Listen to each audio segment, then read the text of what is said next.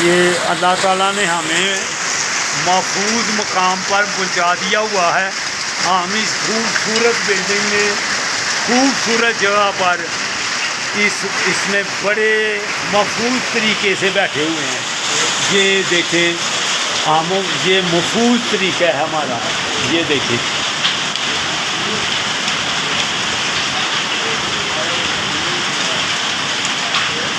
ये देखिए,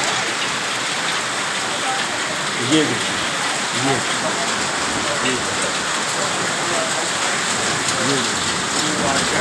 ये देखिए,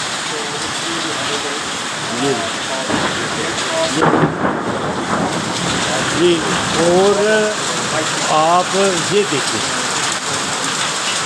किधर बैठे हुए हैं। और ये देखिए, ये ज़मीन सफ़ेद हो गई है ज़ालाबारी। ये ज़मीन मुकम्मल सफ़ेद हो गई है ज़ालाबारी से। तो